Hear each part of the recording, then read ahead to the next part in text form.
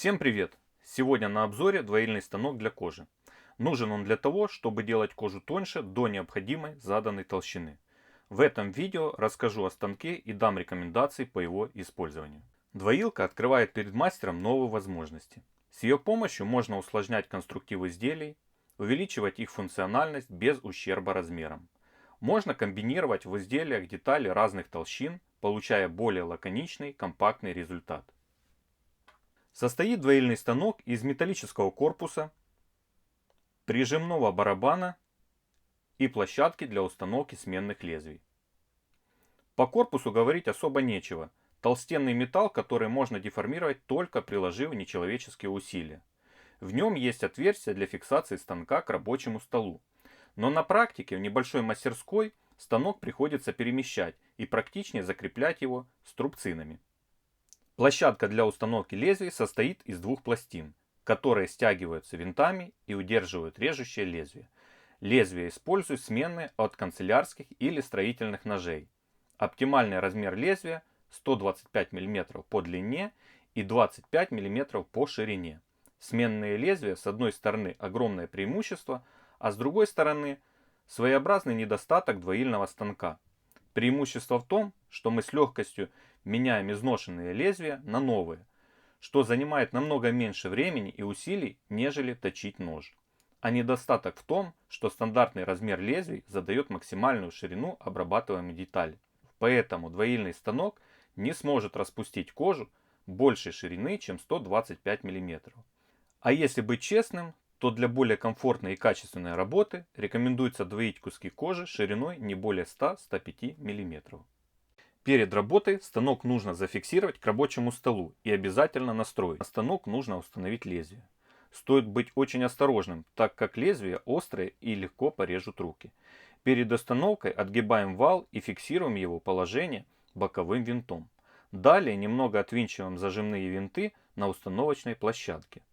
Просовываем лезвие между пластин до упора, которым являются те же зажимные винты. Проверяем, чтобы кромка лезвия была параллельна краю прижимной пластины и закручиваем.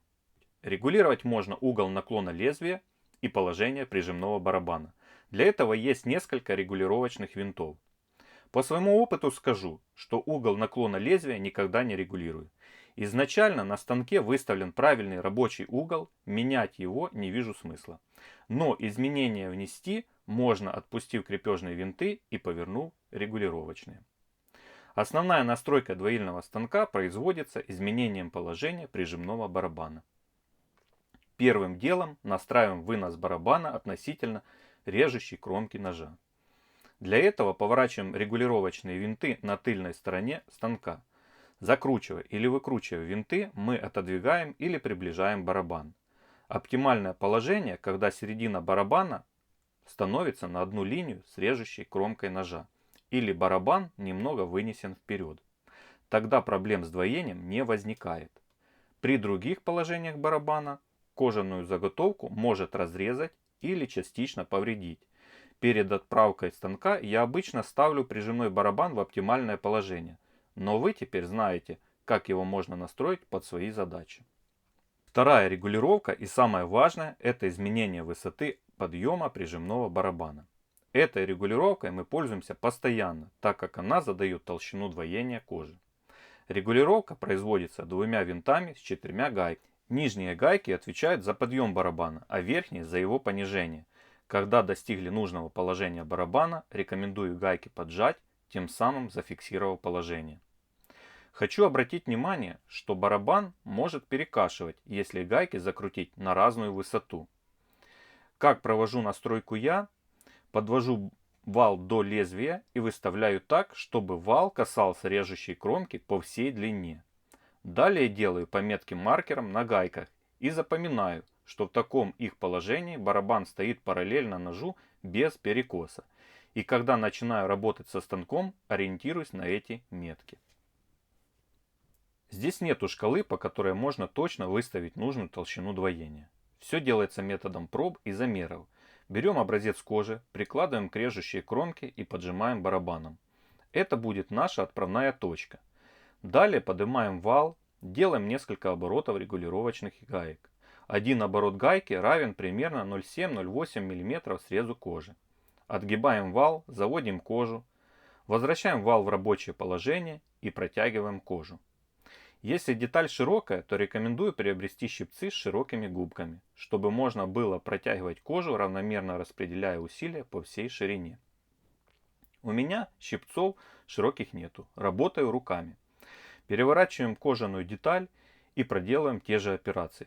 Получаем одинаковую толщину по всей детали. Делаем замер толщиномером. Еще поворачиваем регулировочную гайку, поднимая вал и снова срезаем слой кожи. Повторяем операции до тех пор, пока не получим желаемую толщину.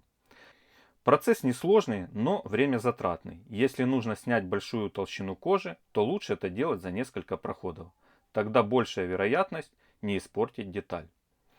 Если лезвие острое, таким способом можно добиться толщины до 0,3 мм и даже тоньше. Все зависит от кожи и как с ней работаете. Чаще меняйте лезвие. Зачастую именно затупившееся лезвие является причиной плохой работы станка. Двоите в несколько проходов, так менее вероятно испортить заготовку. Сначала двоите заготовку, а после уже вырезайте с нее деталь. Обязательно придерживайтесь общепринятых правил безопасности.